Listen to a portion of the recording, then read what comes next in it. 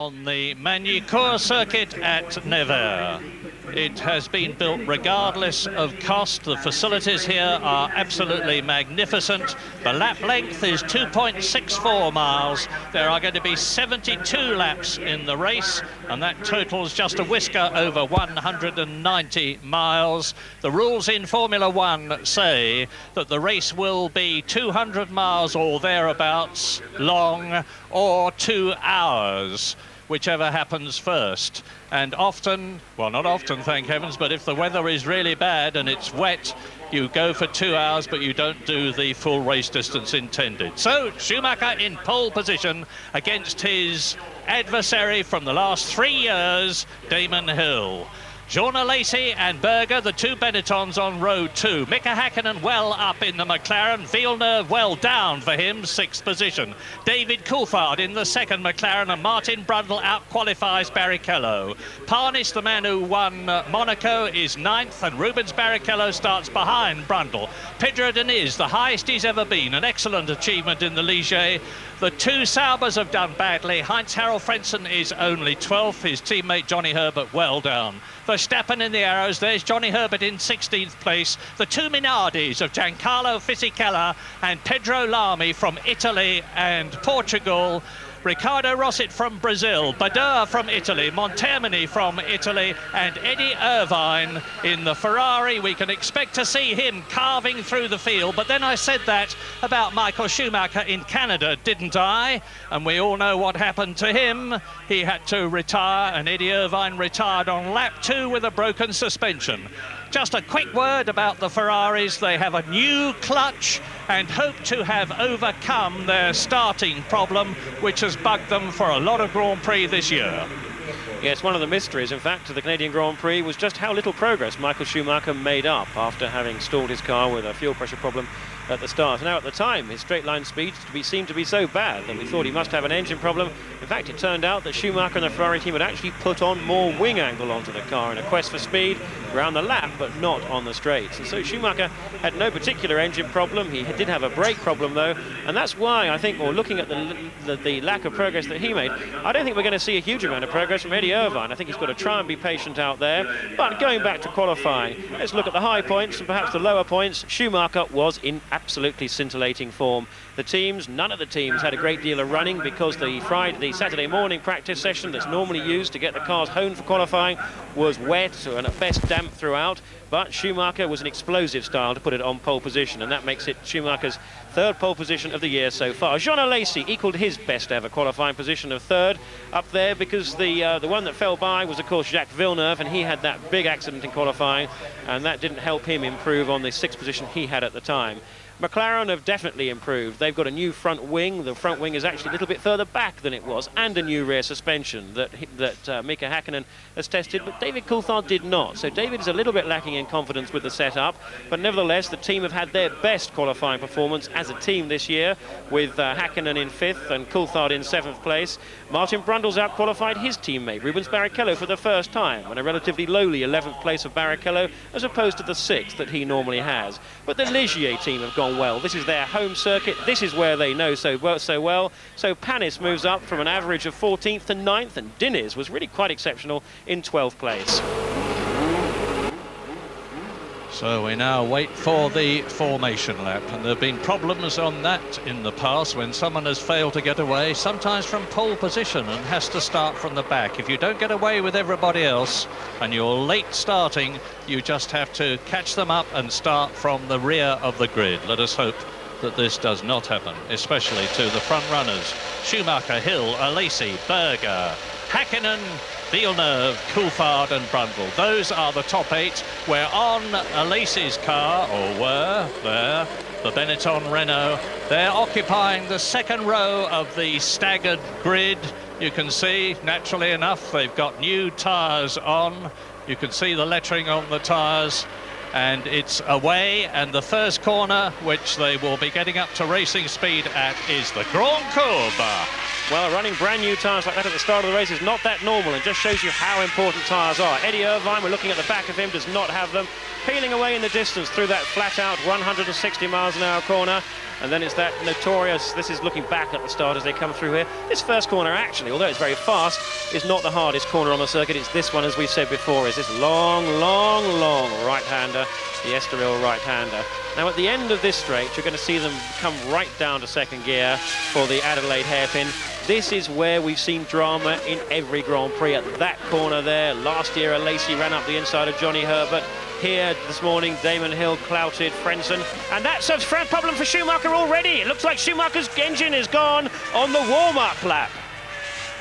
Now, that is incredible. It looks as though for the second Grand Prix in succession, Schumacher has hit a problem right at the start of the race, and he has. Before the race begins, Schumacher is out of it. It reminds me of the time that Alain Prost went off at Imola on the formation lap, also in a Ferrari, and Schumacher fails to start. The French Grand Prix will therefore fail to get the points that he desperately wanted to close the gap to Damon Hill. There is a replay of the engine going, and Damon Hill, of course, will think that all these Christmases have come together because he's seen the man that might have beaten him into the first corner out of the race.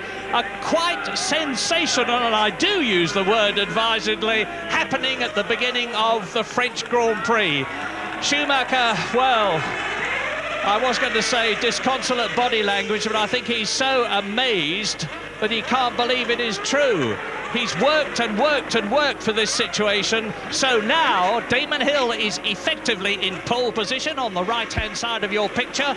On the left is Jean Alesi. Behind Alesi is Mika Häkkinen, and Gerhard Berger, of course, is moving up a place as they slot into their positions. There are 21 cars starting now instead of 22. Number 2 on the rear wing there is Eddie Irvine, starting last in the sole Ferrari in the French Grand Prix, and that is Jean Todt, the top man. Watch for the lights to go out. Out! Go! Damon Hill moves across into the left-hander at the Grand Courbe, and Damon Hill in the Williams leads, and Mika Häkkinen is up into third position in the very powerful Mercedes-Benz engined McLaren. So it's Hill, Alesi. Behind Alesi is Häkkinen. Behind Häkkinen is Gerhard Berger. So it's Villeneuve. Villeneuve has moved up. Gerhard Berger has dropped back. So Villeneuve has moved up from 5th on the grid. He qualified 6th, but of course started 5th with Schumacher out. Villeneuve moves up and will be the top challenger, I think, to Damon Hill before this race is over. But look at the gap now that Damon Hill is starting to eke out over Alesi. Häkkinen, Villeneuve in 5th position. It is Gerhard Berger in the second Benetton, and then it should be David Coulthard in the second McLaren. Let's see if it is. Hill is coming through Imola now. That is the 115-mile-an-hour corner into the Chateau d'Eau, the right-hander, then down to the chicane, which he approaches at 150 miles an hour. Over the line, Hill leads. So brilliant start from Damon Hill there, but also from Martin Brundle. We're looking at him now in 6th place, up from 8th on the grid. Yet again, Brundle's stunning start fall really making up amends. But Damon Hill has got it totally under control now. He will have had a face full of oil, I suspect, from the blow-up of that Ferrari, but what a dire situation for Ferrari. Failing to start properly in Montreal, a dismal race ending in retirement, and then with Irvine relegated to the back of the field, with then Schumacher out on the very first formation lap. Really, really bad stuff. But look at Damon Hill now. He's really into a groove straight away. He's had the measure of this place throughout the weekend. And we've got Villeneuve back there. That's his main rival, and he's back in 3rd place behind Alesi, 4th place, sorry, behind Alesi and Häkkinen. I know, flying start from Häkkinen too, and McLaren really showing that they mean business these days. This could well be a show race for Damon Hill. His chief rival is out of the race, and one has to ask oneself whether the Ferrari disease that has been so prevalent in the past is striking again. Schumacher said they were going to get it all together by Canada. That was the last race, halfway through the season. Well, they plainly haven't. Ferrari are in trouble, and Eddie Irvine is up to 16th place. He started 21st. He's made up 5 places on the first lap, and Irvine's first lap was about 12 seconds slower than the leaders, of course, on account of his position. And you're looking at Alesi in second position. Alesi was some 1.9 seconds behind Damon Hill on the first lap. He's on lap 3 now, and Hill is stretching his lead. Now it's stretching his lead, and into retirement comes Montermini, so that is 2 out. Michael Schumacher is out. Andrea Montermini is out. Schumacher in the Ferrari, of course, Montermini in the 40. You're riding with Jean Alesi looking ahead, and that little dot in the forefront is Damon Hill, who's got a lead now of, I estimate, about 2.5 seconds. It was 1.9 seconds on the previous lap. But the Williams-Renault is obviously a magnificent package for this Magny-Cours circuit. This is Imola coming up to the Chateau d'Eau, and there are still 69 laps to go in the race. Down to the chicane, hard on the brakes, second gear, 70 miles an hour, right, left, Hill goes into the Lycée, there he is. Following him through, Jean Alesi. Now, the gap was 1.8 seconds. You can see Mika Häkkinen third in the background. He's got Villeneuve right behind him in 4th place. And that's where the best battle's going to be, I think, very soon. Villeneuve should be faster than Häkkinen, but well, though the McLaren is going, the Williams, as we can see from Damon Hill's performance, is better still. So, at the moment, we need to look at that battle, and in terms of straight line speed, there's not a lot between them. Now, this is through that Estoril right-hander. The problem is for Villeneuve, who's behind Häkkinen there, is that, here we are, coming into the hairpin, is that Villeneuve can't get too close to Häkkinen through that corner because he will lose the front downforce. When he gets closer than about 4 cars lengths, he'll lose the front downforce, and then he'll get the understeer. And if he doesn't do anything about it, what happened to Jacques Villeneuve in qualifying could happen. He could run wide of the corner. So it's a problem there for Villeneuve. And this is, of course, why starts are so qualifying is so very, very important. And Häkkinen now dropping back from Alesi, and Hill really running a scintillating pace. And I must admit, the lap times that I'm looking at, 1:19.2, he's set the fastest lap so far of the race. This is looking a bit faster than I would have expected from a 2-stop routine. Just possibly they're going to go for 3. So watch Mika Häkkinen in the red and white McLaren in 3rd position, battling with 4th place Jacques Villeneuve as Gerhard Berger comes through. Martin Brundle comes through. There is David Coulthard.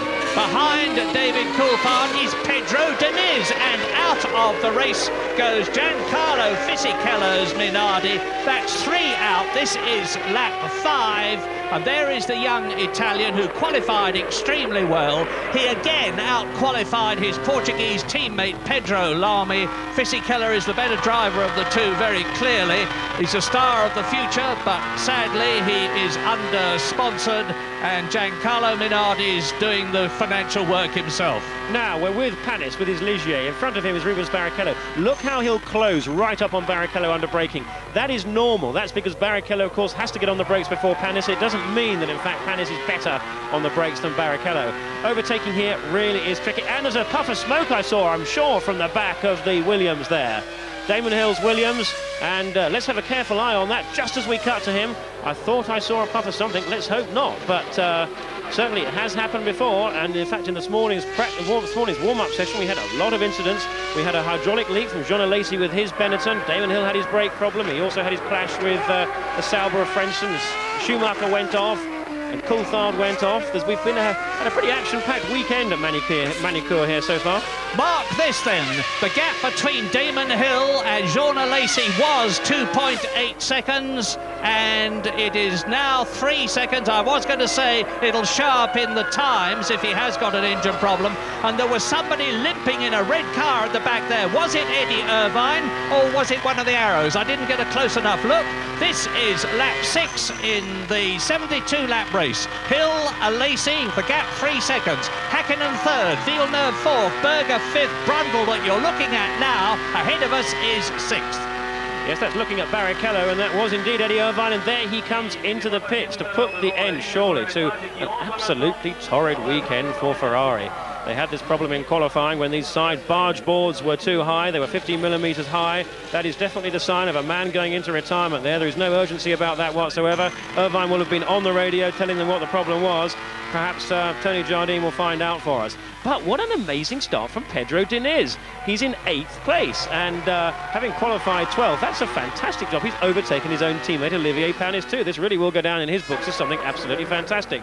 But no more sign of smoke there from the back of Hill's car. Maybe it's just a bit of dust that was thrown up. That would certainly be the most likely explanation, I think, and he's now well ahead. Hill totally under control, and 3 seconds the lap before, and the gap is going to be now, it's 3.2, so pulling away steadily now.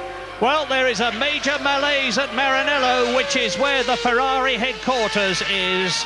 Schumacher blows up on the first lap, and his teammate Eddie Irvine goes out on the 6th lap.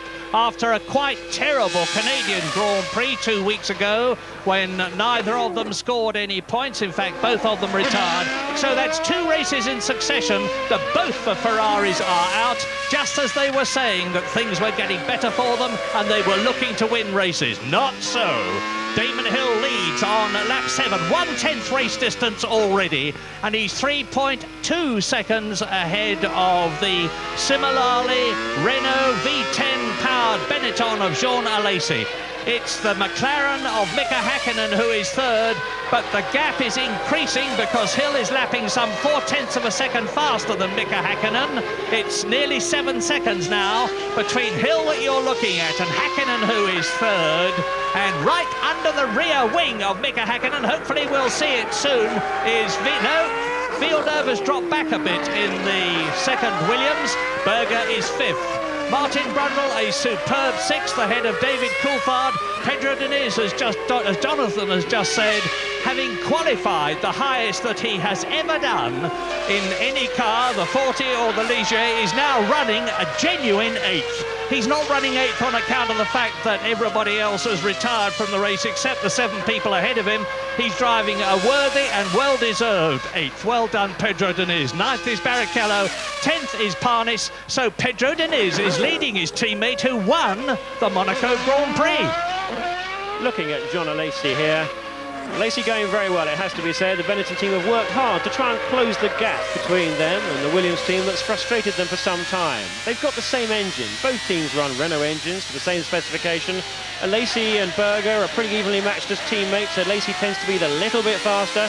Alesi is the better racer, though. I think he brakes later in the corners, and generally he can be entrusted to make the best possible use of the car. And he's certainly come down on hard by the media and other people for the odd incidents he has, but he's also put in some great performances. So far, Alesi is 3.7 seconds behind Hill, and the question mark at the moment is, are these 2 drivers, are they running on the same fuel stop strategy? I suspect they are. Still, I must say that 2 stops is the one that we would expect, and we're on lap 8 just coming up. Hill's now starting lap 9.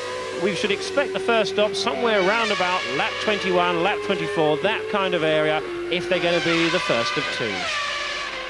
Mika Häkkinen, I talked to him just before the race began. I said, have you really made progress with the car, Mika, or is it you driving out of your skin? And he said, the car really, really is good. It's better balanced, it's handling much better. I think we are on his way, and this is the proof, because Jacques Villeneuve doesn't hang about, and you can see as they come into the 40-mile-an-hour Adelaide corner, 3rd and 4th, and you see Alesi disappearing in the distance. But Villeneuve is, in point of fact, not making anything up on Mika Häkkinen. And behind it is still Gerhard Berger. So a Williams leads, a Benetton is 2nd, a McLaren and a Williams are 3rd and 4th, and you are looking at them. And another Benetton is in 5th place ahead of Martin Brundle, well in the points. And the Peugeot V10 engine, which yesterday in Brundle and Barrichello's Jordans was a special evolution, more highly powered version, has been put aside for the race, and they're going for the more reliable, slightly lower revving engine for reliability in the race. The original spec engine is back again. Martin Brundle is in 6th place. His teammate Rubens Barrichello is in 9th position.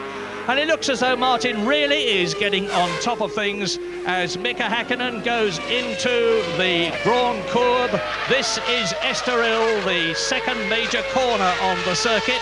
He's doing about 120 miles an hour as he comes out of it.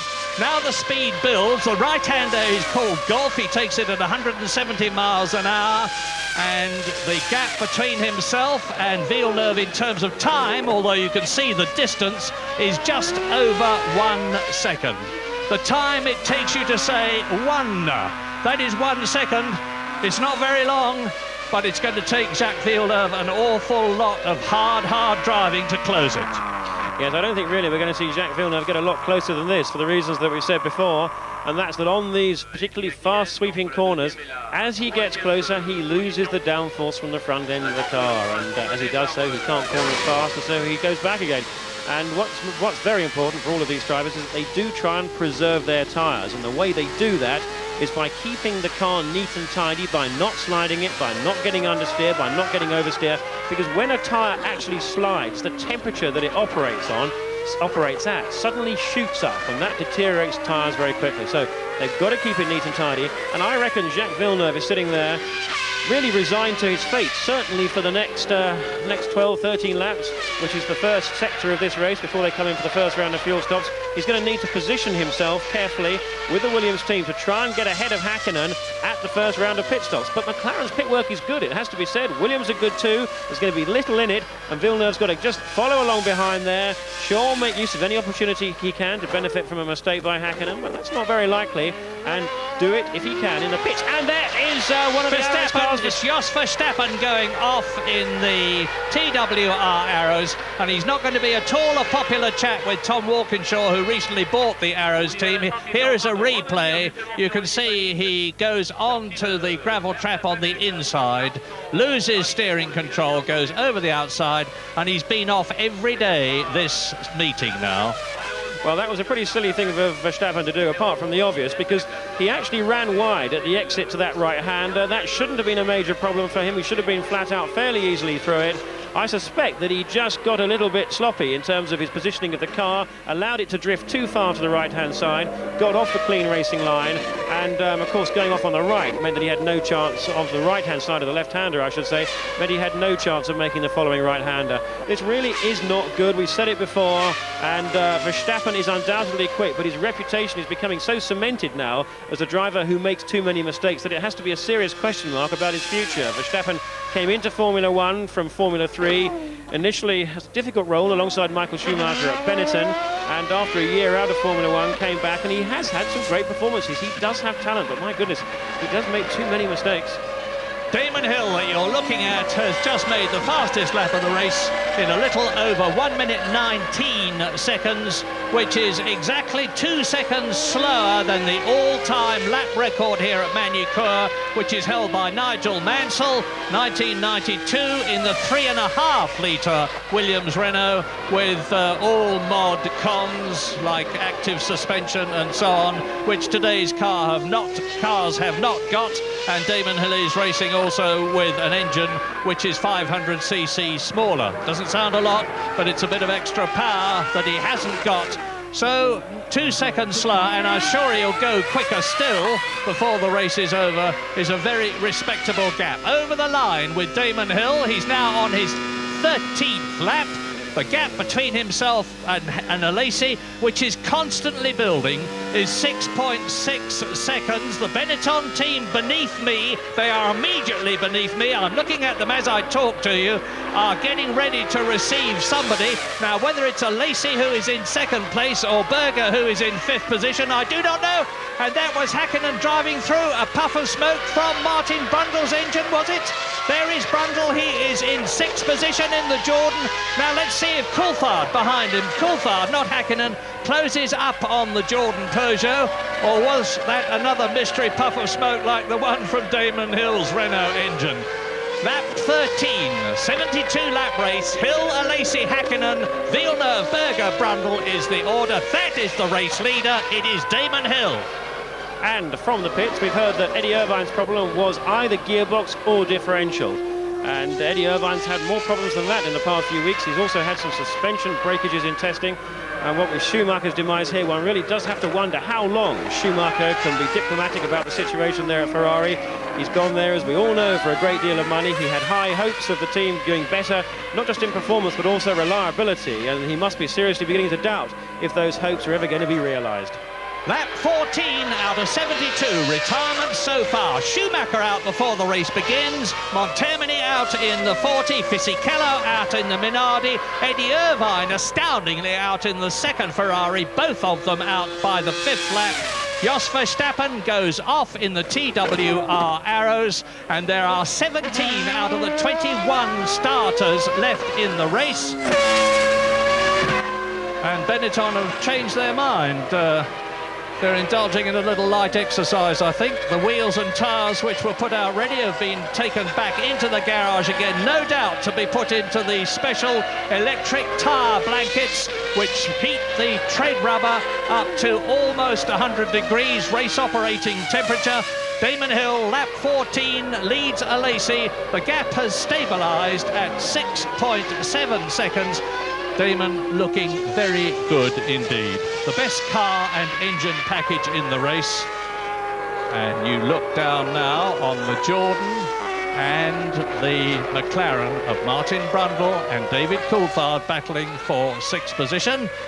Here is a replay, and Martin Brundle locks up the right front wheel. Not enough to flat spot the tyre, so he's all right there. No, absolutely right. It's just a sign of how hard Martin Brundle's trying. The Jordan team run their car with a very stiff suspension setup, and that means that the inside front wheel will tend to lock coming into the slow corners. And it's interesting too that the drivers have the greatest amount of grip from their tyres and therefore can brake hardest at the highest speed when the downforce is right up. And as the speed bleeds off, as they come right up to the slower corners, they lose speed, they lose downforce. They have to indeed ease off the brakes to prevent locking wheels. Of course, they don't always do that as much as they should, and that is why we see puffs of smoke, not when they first hit the brake pedal, but when they are right virtually into the corner, when the car is at its slowest speed. Now here is where David Coulthard will have any slight chance of overtaking, but it's going to be pretty minimal, because apart from anything else, the Mercedes-Benz engine is good, but the Peugeot engine is also very, very good indeed. And indeed, the Jordan cars do have the highest top speed on the straight. We had 190 miles an hour from Rubens Barrichello in this morning's warm-up, and that is just too good for Coulthard to be doing anything about. He's going to have to need a mistake from Brundle. Really, Coulthard should be a little faster, I think. He's going to need to have Brundle lock his brakes up a lot more than that, and that's one of the 40 cars, Kiminis Luca Badoa, coming in the pits for his stop. Now, a lap 14, Hill's on lap 15, so he's gone on 3 stops by the look of it. Now, I've said that Hill's progress looks pretty good. His lap times are better than I would have expected, looking at past year's performance. Now, the logical conclusion from that would normally be that perhaps he's running a 3-stop routine here. If he is, he'll be coming in the next 3 or 4 laps. But if he's not, and I would think that is still the most likely thing, we haven't got as high a track temperature as we had this year as we had last year, and a cooler track means more grip from the tyres, and perhaps that's why they're going faster. But look how close it is. It is real frustration for David Coulthard. He dearly loved to get by Martin Brundle, but Brundle has made it up at the start. He moved up from 8th on the grid to take that 6th place, and he's realising the benefits of it. This is Martin Brundle's 151st Grand Prix. It is David Coulthard's 34th Grand Prix. That is how evenly they're matched. You've seen on the circuit, Brundle has got all that much more experience. There was starting to be talk about Jordan dropping Brundle after an awful first half of the season. But his problem was that he couldn't attune his style to that of the car. And you see now Pedro Diniz and Parnis sandwiching Rubens Barrichello. They are 8th, 9th and 10th. And the Brazilian, Pedro Diniz, I can hardly believe my eyes looking at this, because Pedro Diniz last year in the 40 team was, I have to reluctantly say, the laughing stock of Formula One. Maybe he's one of these people who reacts well to power, and he's certainly reacting well to a much better car, because look, he is staving off Rubens Barrichello, who has had a pole position and a 2nd place in a Grand Prix. He's staving off his teammate Olivier Parnis, who, like him, uses a Mugen engine, and Parnis won the Monaco Grand Prix. He's not making any effect on the gap at the moment. No, I have to agree entirely. This really is an exceptional performance from Pedro Diniz. And I think maybe he has been a little bit too much maligned in the past. Incidentally, he's the only driver in Formula One who has not crashed or spun out of a race this year. So that's a great credit to him. But clearly he's holding Barrichello up. But I'm also beginning to wonder about Martin Brundle in the Jordan, because he's suddenly started to lose quite a bit of time. He's now dropped back to 12.9 seconds behind Berger. He was pretty close. He's obviously holding Coulthard up. And there we are. That's Panis having a look to try and go Barrichello. And of course, the problem we've got here for Barrichello is that whilst he gets held up by Pedro Diniz and tries to find a way by, that renders him very vulnerable to be being overtaken by Olivier Panis. Difficult situation. He's got to look at his mirrors and ahead, both as much as each other. Lap 18, watch this, here is the order. Hill leads, gap to Alesi, 9 seconds. Alesi second, gap to Hakkinen, 2.8 seconds. Hakkinen third, gap to Villeneuve, 1 second. Villeneuve fourth, gap to Berger, 4 seconds. Brundle is fifth. You've seen how close David Coulthard is to him in 7th place, and you're watching the battle for 8th position, which is the best on the circuit. Pedro Diniz, Ligier, Rubens Barrichello, they both come from Brazil. Rubens Barrichello in the Jordan Peugeot, and you see just there on the right the nose of Olivier Panis's Ligier Mugen. He's in 10th place. Heinz-Harald Frentzen is 11th. Ukyo Katayama is amazingly, this is just as amazing to me as the fact that Diniz is leading Panis, because Katayama is leading Mika Salo, his Finnish teammate, who is usually miles an hour quicker than he is. Salo is in 14th place. Johnny Herbert, most unhappy with the Sauber, is in 14th place. Ricardo Rossit is in 15th place. Pedro Lamy is 16th at last, and, well, he's not last because Badoa is last, but already he has been lapped. So Steppen is out, Irvine is out, Fisichella is out, Eddie Irvine is out, Montermini is out, Michael Schumacher is out, and Damon Hill, I'm going to make no prophecies. Damon Hill is leading the French Grand Prix by nearly 10 seconds. Now that is an excellent cushion at this stage of the race as David Coulthard pushes all the time. The Jordan ahead of him of Martin Brundle, but if he's looking for a gap in Martin Brundle's armoury, he'll have to look very hard. Martin has been there, done that, whatever you talk about in motor racing. And we're with the Ligier team now, and it's Panis coming in.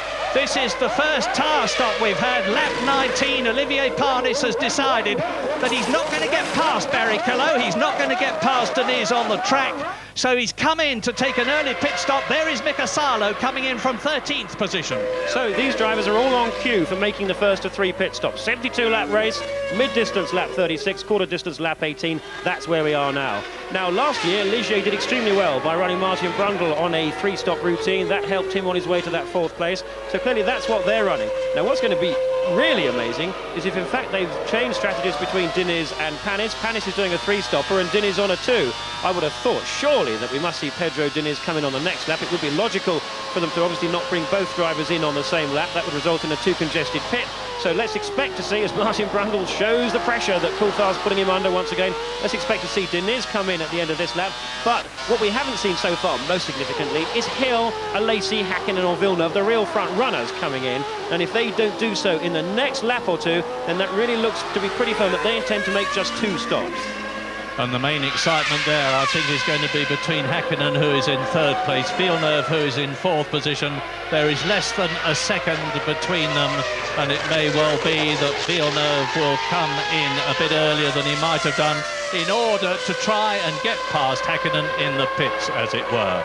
But it's still Hill, Alesi, Hakkinen, Villeneuve, Berger, Brundle, and that is Martin. And Coulthard going for it at the Adelaide hairpin.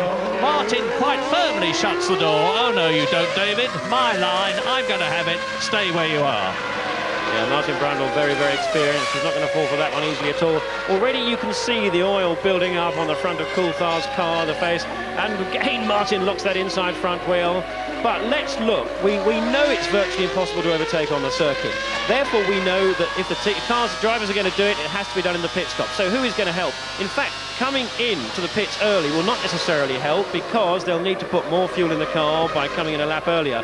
It's really all down to how fast the drivers can come into the pit lane. And it's quite a tricky pit lane. It's a tight corner. There's potential vulnerability for having a shunt, a minor shunt in the pit lane. But that's one thing they've got to get right. The second thing they've got to get right is coming out of the pits fast, getting right back on the pace as quickly as possible. But of course, it's the actual pit work itself from the team of 16 people. It's for all of those to do it. Now, who can gain out of this? Well, clearly Häkkinen and Villeneuve, but this battle is one that could certainly be changed positioning in the pits. McLaren's pit work is probably better than Barrichello's in. Now, he was just behind Diniz. Let's see what happens to him when Diniz comes in for his stop. And the Benetton team are out again, no doubt about it, as you watch Rubens Barrichello from 9th in the race, 8.4 seconds. So Barrichello has stopped, Parnis has stopped, Salo has stopped, and Eddie Irvine is out of the race. And you look now from the cockpit of David Coulthard's car at Martin Brundle ahead. Martin Brundle has got the power with the Peugeot V10. The French engine rivals, of course, are very concerned about what happens here. This is their home track, and in we come with John Alesi. Mika Häkkinen has gone up to 2nd in the race. Villeneuve has gone up to 3rd in the race. John Alesi gets a short pit stop, only 7.3 seconds. Now, is he going to rejoin in front of Gerhard Berger, his teammate, who was 5th on the previous lap? It looks to me as though he is. But anyway, there is a change for 2nd and 3rd. On lap 22 out of 62, Damon Hill is now leading Mika Häkkinen by 13.3 seconds. Neither of them have stopped, of course. Villeneuve moves up to 3rd position. Williams-Renault are 1st and 3rd.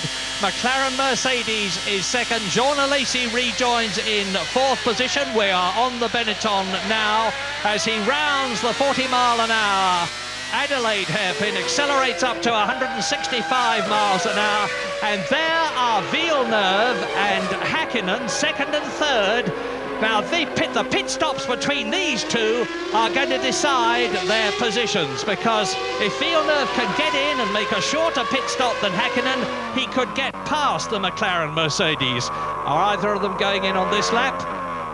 No. Into the Lycée, start another lap, 23. Now, that stop we saw from Rubens Barrichello was 8.4 seconds. That's what I would expect to put in a 1/3 of a tank of fuel, consistent with his first of 2 stops. But Jean Alesi's stop was rather faster than that, 7.3 seconds in total. And it just makes me wonder whether, in fact, he's going to do a shorter stint this time. This was exactly what Benetton did with Schumacher back in 1994. And then that means he will have 2 more stops to make. Either that's the situation, or, on the other hand, it could be that he's had more fuel in the tank to start with. But I think that's less likely. What we need to do is to look carefully at the length of stops of the others, the Villeneuves, the Hills, the Häkkinens. Now, if they're around about 8 seconds, that makes it look more like, to me, that that was the first of 3 for Alesi, rather than just being a very, very quick, good 2-stop pit stop. And here is the excellent Jacques Villeneuve, the winner of only the 4th Grand Prix that he drove in, the European Grand Prix at the Nürburgring. Remember that he had that gigantic crash yesterday at over 150 miles an hour, but he coolly steps into the new car that's been built for him overnight and is racing 3rd with the 2nd place man Mika Häkkinen right in front of him, 13.8 seconds behind Damon Hill on lap 24 out of 72. And the action is surely about to happen now. The action in terms of, will Villeneuve get by Mika Häkkinen? So, a McLaren's position in 2nd place under threat there. On the other hand, can David Coulthard find a way past Martin Brundle? It's all going to be determined in these pit stops. Pedro Lamy comes in his Minardi. And incidentally, that rough note you can hear is the engine speed limiter working, which on those engines in the Minardi works in a particularly rough way. In comes Lamy, stops, right at the right position. Benetton are getting ready, so this will be a pit stop now for Berger. We've seen Jean Alesi's. It may be that Benetton are going to run a different strategy with each. If Berger's pit stop is more like 8 seconds, that will be consistent with that. Brundle comes in. Now, this is the battle, Brundle and Coulthard. And Martin Brundle needs a good, clean stop now. Very experienced, stops absolutely on the line, which enables the Jack men to get their front and rear jacks in perfectly. On goes a brand new set of tyres, and out goes Martin Brundle, 8.5 seconds. And of course, David Coulthard has moved ahead of him. He was right behind him. And you saw in the background the second Jordan coming through the picture. And now we're back again with Jacques Villeneuve. He has not stopped. Neither has Mika Häkkinen in front of him. You're on the third car. There, the red and white one is the second car. Behind them in fourth place is Gerhard Berger. And the gap between Berger and Villeneuve, who is in third place, is only 3 seconds. Neither the McLaren nor the Williams come through, but Berger is coming into the pits. There he is, Gerhard Berger from fourth position, 3 seconds behind Villeneuve. I'm looking down as you're looking at the picture. I can see the whole Benetton crew swarming round the car. Wheels off, wheels on, fuel in, and out goes Gerhard Berger. Nice stop, 8.1 seconds. He is now fourth. Alesi is now fifth. Coulthard is now sixth. First, second and third are Hill, Häkkinen and Villeneuve. And we're with Gerhard Berger. This is the Benetton-Renault. And as you look at Berger's car, you see that black digital display on top of his dash. That's the way he has his instruments, and you see the red lights in the middle flashing up as that Renault V10 reaches its highest revs. Now the red lights on each side at each end, those flash up when he changes down to third gear. And Berger likes it that way, is to give him an extra reminder apart from the main display as to what gear he's in. Because of course with these paddle arrangements, you can't just feel where you are from the gear lever. The paddles always return to the same position. Now, I'm watching Damon Hill, as you are, and I'm wondering what his strategy is going to be, because don't forget, when he started this race, he'd got Michael Schumacher in front of him, and his race strategy would have been based on the fact that the Williams team would have expected Schumacher to get into the first corner first with that new clutch of his to do a decent start. And it may well be that Damon Hill is replicating the strategy that was so successful for him at the San Marino Grand Prix, which he won. He came in, he had 2 stops, but one of them was very late indeed. Now what's interesting here is that David Coulthard has stayed out. Let's not forget that Martin Brundle came into pits. Now he's come in, but his last lap, he's just come into the pit lane now. Coulthard's last lap, we're looking at him, was his fastest lap, so he's tried to make up some time. Now this is going to be crucial. Can he get out in front of Martin Brundle? This is the opportunity. 7.8 seconds, very good pit stop. Let's have a look. We're looking out of the pit, looking out of the window at the moment. Prix goes Martin Brundle, and Coulthard is ahead. Brundle will be right over the back of him now. We can't see it, but for sure Brundle's over the back of him. If we get a view from the outside, we can see it all, but it seems to have worked. McLaren left Coulthard out longer. That meant his stop could be slightly shorter, but critically, he was able to put in some fast lap times, albeit 2 or 3 of them, whilst he had that clear track, whilst Brundle was out of the way in front of him. And that's what tactics and making it work for you is all about. Hill gets the inboard. Damon Hill will be coming in for his stop at the end of this lap, but this, unlike that of Coulthard, Barrichello, Brundle, does not need to be that critical. I'm mystified.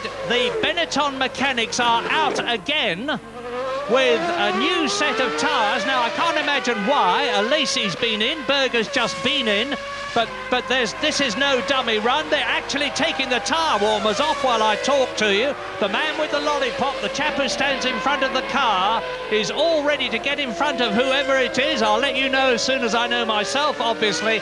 Meantime, lap 27 out of 72. Hill, who has yet to stop, is 13.5 seconds ahead of Mika Häkkinen, who is 7/10 of a second. There's the proof. We're with the third place man Villeneuve, and that is Häkkinen in front of us. Alesi is fourth. Berger is fifth. Incredible. Pedro Diniz is in 6th position in the Ligier. He is in a point-scoring position. It's a slight false dawn because he has yet to stop, and Damon Hill is coming in. Now, Damon Hill, there he is. This is the race leader. Nice clean stop. He's got 13.5 seconds. He's got 13.5 seconds lead. And I'm looking now for Jacques Villeneuve to come through. And Häkkinen has come in. Here is Mika Häkkinen coming in from 3rd position. Villeneuve has gone through. I'm just watching Jean Alesi. There is Damon Hill, and out goes Mika Häkkinen. So, of the top 6 now on lap 28, as you watch Mika Häkkinen coming out, having completed his pit stop. Hill has stopped, Villeneuve has not stopped, Häkkinen third has stopped. Alesi is 4th and has stopped, Berger is 5th and has stopped. We're with Damon Hill now. Pedro Diniz is in 6th position and has not stopped. Which makes his performance all the more creditable. To be running at that pace with that amount of fuel in it really is good. But all action now centres on this man, Jacques Villeneuve. Can the Williams team get him out fast enough to get ahead of Mika Häkkinen? Frankly, they've got a tough job, because that pit stop we've just seen from the McLaren team with Häkkinen was super slick. 7.7 seconds, and his time in the pit lane, 25.2 seconds in total. David Coulthard was 24.7 total. So Coulthard again emphasising how good he was at getting into the pit fast and getting out fast. Villeneuve stays out. He's going to stay out for another lap. Now let's look to see what lap times he's running. He's now free of traffic. He's doing 1 minute 19.8. That indeed is 1 minute 19.0. He's really hammering the times in now. So there's the evidence of it. Now what Villeneuve is clearly trying to do is that now that Häkkinen's out of his way, we can see how much he was being held up by Häkkinen, and he's now set the fastest lap of the race, of course, and he's really making the car work for him. He's building up an advantage so that when he comes out of the pits, even if the Williams pit stop is the same time as that of McLaren's, then he will have got more speed on the track, he will have gained time on the track, and when he comes out, that should keep him ahead. Now, he's going to take about 25 seconds, 25 seconds he will lose in the whole pit stop routine, so we can have a little bit of a look. At the moment, he's 22.4 seconds ahead of Mika Häkkinen, so he's going to need to pull out a little bit more to make it sure, and he will be doing that on this lap, though. We know that too. Let's just have a look at the end of the lap. He will almost certainly come in this time, surely, because we're well beyond 1/3 distance, though, now. We're on lap 29 for Villeneuve, and the 1/3 distance was lap 24. He goes through the chicane now, coming down the hill. This is where he'll be peeling off to the left very soon if he's going to be coming into the pits through the chicane. And is he? No, he's not. So let's have a look at the gap this time. Villeneuve, can he set another fast lap? He's doing it on the track. He's free of that traffic. 19.2, it's still quick. As there's Johnny Herbert in the pits for his stop. Been a torrid time too for Johnny Herbert. The Sauber has not gone well, and Johnny's having particular handling problems, although the Ford engine's made progress. Damon Hill now, though, sets the fastest lap, and that is Pedro Diniz out of his Ligier. What a sorry end for Diniz after that startling first session. Yes, he's the 6th competitor to retire, and he really does not deserve that. And Jacques Villeneuve on lap 30, and we're looking at the Williams-Renault as Diniz sadly gets out of his Ligier. Jacques Villeneuve is 10.2 seconds ahead of Damon Hill, but Damon has just gone fastest. He's gone 0.2 of a second faster than Villeneuve. He knows that the Canadian has yet to come in to make his stop, and this is Hill's opportunity on new tyres to go as quickly as he possibly can to close the gap, in the hope and the expectation indeed that he will take the lead from Villeneuve when the Canadian comes in, and he should be coming in this lap. Here he is. Villeneuve comes in, the race leader. Now let's have a look and see where Damon Hill is. Well, I'm looking at him now. Damon Hill is approaching the Lycée as Villeneuve comes up to the pits, and Damon Hill is going to take the lead and has done so. Damon Hill has gone through in the lead, and Villeneuve is going to rejoin in 2nd position ahead of Jean Alesi. Now the crucial thing is now, where is Mika Häkkinen? I suspect that Villeneuve, despite that stop that wasn't as good, Häkkinen's gone by. There's Häkkinen right behind. Villeneuve gets out in front. Now that was because Villeneuve made up the time, as we saw on the track. In fact, I think the stop of Mika Häkkinen's was better. That was a 7.7 second stop that we had from Häkkinen, and we saw that was about a second quicker than we had from Jacques Villeneuve, but it doesn't matter. The key thing is Villeneuve is out there now, and of course Damon Hill was always a long way ahead of Villeneuve, so was going to be taking over the lead. So now we've got Villeneuve from Hill, from Alesi, from Häkkinen, from Berger and Coulthard, with Hill leading, beg your pardon, having come back out, of course, ahead. And that's with the first round of pit stops over.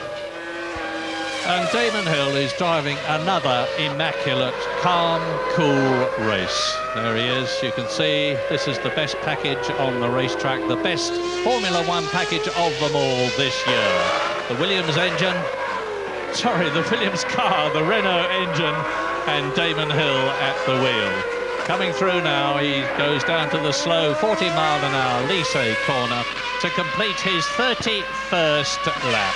You'll see the next driver come up on your caption, Jacques Villeneuve, coming through in second position. And when his name appears, Alesi in second position, 10.7 seconds. And Villeneuve, the gap between Alesi and Villeneuve then is just about 3.7 seconds. You can see how close Hakkinen is to Villeneuve. Just over 2 seconds, and he is 3 seconds ahead of fifth place Gerhard Berger. In sixth position, it should be David Coulthard coming through, but Hill now has got a 10.7 second lead over the Benetton-Renault of Jean Alesi. We are coming up to the half-distance lap, which is lap 36. It's a 72-lap race. We're on lap 32 at the present moment. And Damon Hill with 5 wins under his belt already, and those 5 pole positions this year already, and that 21 points World Championship lead over his teammate Jacques Villeneuve is starting to look good for another Grand Prix victory. But don't think if Damon Hill wins this race and thereby increases his World Championship lead that he is going to be invulnerable in the World Championship. At the end of this race, after the French Grand Prix, there are still going to be 7 races left. That's Luca Badoer joining the retirement and his teammate Andrea Montermini. As I was saying, there are still going to be 7 races left. That means there are still 70 points to be won, 10 points for first place, 6 points for second, and so on, down to 1 point for sixth position. So Damon Hill would not be safe in the World Championship until a lot later, because it's always theoretically possible anyway that the championship leader can retire from every race and leave the chap behind him to gain enough points to catch him and pass him. Now, lap 33, Damon Hill leads Jean Alesi's Benetton-Renault by just over 11 seconds, and Alesi is 3 seconds ahead of Jacques Villeneuve, who is third. Mika Hakkinen is in fourth position, 3.5 seconds behind Villeneuve. Fifth is Gerhard Berger, so both the Benetton-Renaults are in the top 5. Coulthard is sixth, but 23 seconds behind Berger. Seventh is Brundle. Eighth is Parnis. Ninth is Barrichello. There is Brundle, and he has got behind him Olivier Parnis. This is the battle for seventh position that you're looking at. And both these drivers know Magny-Cours like the back of their hand. Martin Brundle drove for Ligier last year and previously, and Parnis is in his third year with the team, and Magny-Cours is the headquarters and the nominated testing circuit for the Ligier team. He has a lot of rivalry here in that Brundle came in occasionally, or for half the season last year, when Parnis was the regular driver at Ligier, and virtually every time that Brundle did come into the team, he out-qualified and often, or usually, out-raced Olivier Parnis.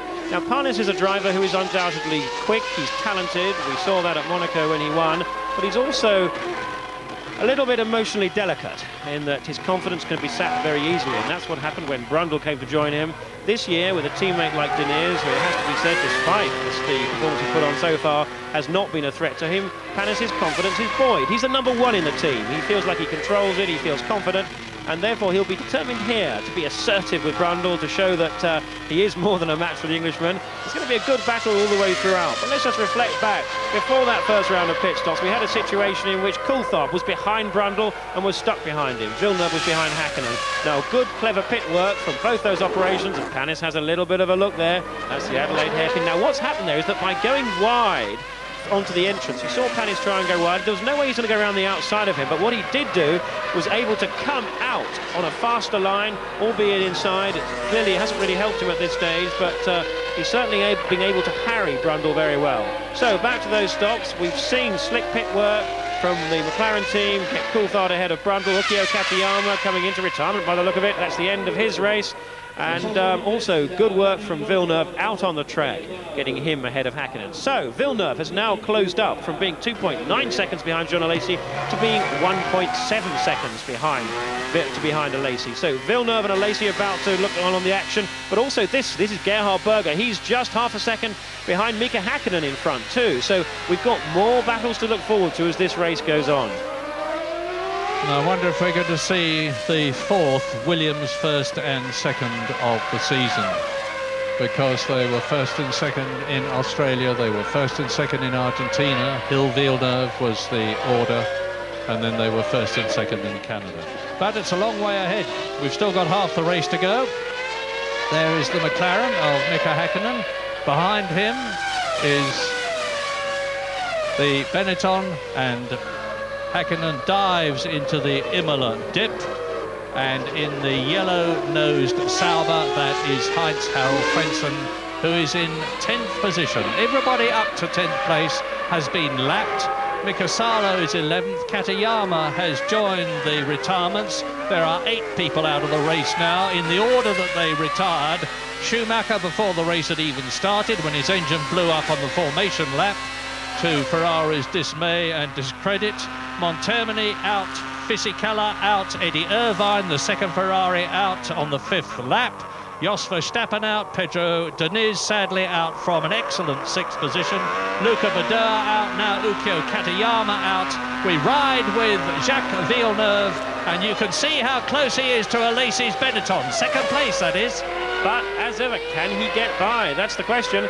Now the Williams has got about a 3 or 4 miles an hour straight line speed advantage over the Benetton. The Williams is a little bit more aerodynamically efficient, I think. I think probably the Benetton team realised that too. Benetton have clearly made real progress over the last couple of races. They had a new nose and a new underbody that they had at Montreal. It's taken them a while to realise the benefit of that, but I think now they are. We're seeing strong performances here from Alesi and Berger. But can Villeneuve find a way by Alesi? As we go around the lap, we can see where Villeneuve is stronger than Alesi, and that probably is most of the places. We're looking now from Olivier Panis at the back of Martin Brundle's car. There's only half a second separating them. It really is very, very close indeed. Now let's go round Villeneuve through the flat left-hander. Nothing they can do there. They're both flat on the throttle. Now, the problem for Villeneuve through this right-hander is that he will be getting understeer if he gets any closer to Alesi than that, he'll be losing the effectiveness of the front wings, and that will make him wash wide. So he has to lift off the throttle, but look at the way that he's accelerating up now. This is where it could happen. There is the result, and Villeneuve goes by. We can hear the brakes going. Villeneuve goes by using that straight line speed advantage. That's what happens when you get a 3 miles an hour straight line speed advantage, coupled with the slipstream effects. Being in the tow, he had about 5 miles, 7 miles an hour advantage. Alesi being remarkably polite, it has to be said. Now that looks like Olivier Panis coming back up into the pits for his second stop, and we know he's on a 3-stop routine, so this is his mid-distance stop. It should be about 6.5, 7 seconds. Let's watch. From 8th position, Panis in the Ligier Mugen, and the race that he's been having was not only a race of cars and drivers against Martin Brundle, Panis in the Ligier and Brundle in the Jordan, but a race of engines, because the Ligier has got the Japanese Honda Associated V10 Mugen engine in it, and of course Martin Brundle's Jordan has got the French Peugeot V10. Race order, lap 38. Here's a replay now. Villeneuve just goes up the inside of Jean Alesi, late braking. Alesi does nothing to stop him going through. Villeneuve holds the apex, accelerates away, and now Alesi is down to 3rd position. Well, he did just come up the inside and late braking, but don't think it's as easy as that. Villeneuve would have been planning that manoeuvre throughout the preceding corner. He had to drive absolutely on the limit through that estriol right-hander, coping with the turbulent airflow off the back of Alesi's car, coping with the sheer racket that comes out of the back of 700 horsepower, closing all the way, getting it absolutely right. He pulled out, got in the slipstream and got the inside line, and really left Alesi with no alternative but to give him the inside. Now, the risk that Villeneuve stood there was to actually be braking too late, and Alesi would have been hoping that he'd done just that, in which case we would have seen a puff of smoke, wheels locked, and Villeneuve would have run wide of the apex, allowing Alesi to tuck back up on the inside. That didn't happen. Villeneuve is too good for that, and the Williams is very, very stable. I have to say that the Williams car does not just have a lot of downforce, it also has a great deal of stability. Its downforce is very evenly and consistently distributed, and the car is impressive in so many areas, but braking is one of them, and we saw a very good example of that. So Villeneuve is now 12 seconds behind Damon Hill. He's now set the fastest lap of the race, a 1 minute 18.9. Could we yet have a race on our hands? Can Villeneuve close that gap? He's got plenty of laps to do so, and 11.2 seconds he can certainly cope with. There's the evidence of it.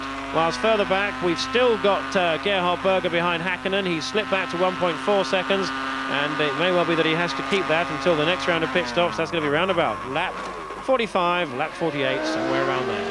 Now, you see a car in front of Jacques Villeneuve. It is that of Mika Salo, who is in 11th place, the Tyrrell Yamaha. There is Salo, and Villeneuve will be lapping him in the next lap or two. Now, Jean Alesi, I was going to say, would be doing his best to keep up with Villeneuve in the hope that Salo might inadvertently block the Williams-Renault and give Alesi the opportunity to nip past again and retake that second place. But now Villeneuve is enough of a gap, has created enough of a gap. In fact, it is some 2.5 seconds. So that is how much quicker on one lap the Williams-Renault is than the Benetton-Renault of Jean Alesi, as Villeneuve comes through the lycée on his 40th lap into lap 41. So there's another 32 laps for the top three and the rest of them that follow. And Olivier Panis has now really got moving. He's in 9th position. He is 10.5 seconds behind Barrichello, but he's just gone 2.2 seconds quicker with the first lap we've had in the race in under 1 minute 19 seconds. There it is, 1 minute 18.712. Panis, the Frenchman who knows the Magny-Cours circuit so very well, and we're with him now. That's the nose of the Ligier-Mugen that you can just see in the right-hand side of your picture. There is the Frenchman, Olivier Panis, the ex-Formula 3000 champion of Europe, the ex-Formula 3 champion of France. It's his third year with the Ligier team, and he's a much, much undervalued driver. Very good indeed. He richly deserved his first place in Monaco. Now, great that performance from Panis is, and we can just see how hard he's trying. Panis will be really inspired here. He will have been looking forward to this race. He knows the team know the circuit. He knows the circuit so well.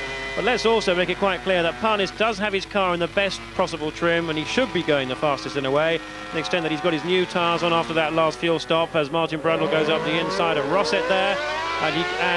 But Panis has got new tyres on, but also being on this three-stop routine, he's got less fuel in his car with new tyres. Less fuel means less weight, means faster lap times than either Jacques Villeneuve or Damon Hill. Johnny Herbert locks his left front wheel here, and that looks like it's coming down into the Adelaide hairpin, and looks like he's going to lose control of it. Well, it's certainly getting out of shape. This is a slow-motion picture, of course, that we're seeing. One wonders, is there anything wrong with his car? It looks as though it probably is simply him braking too late. And he has found that, now here we are with Jacques Villeneuve again, coming up the inside of Pedro Lamy in the Minardi, he says, waves his fingers at Lamy, and that will have undoubtedly meant that he's lost time following him. And of course he is right on the chase now of Damon Hill, 11.6 seconds. He hasn't lost too much, but on that last lap he did lap 0.8 of a second slower than Hill. Hill has set his personal fastest lap on lap 40. That's a 1 minute 18.9. It was a 1 minute 18.8 from Jacques Villeneuve and 18.7 from Olivier Panis.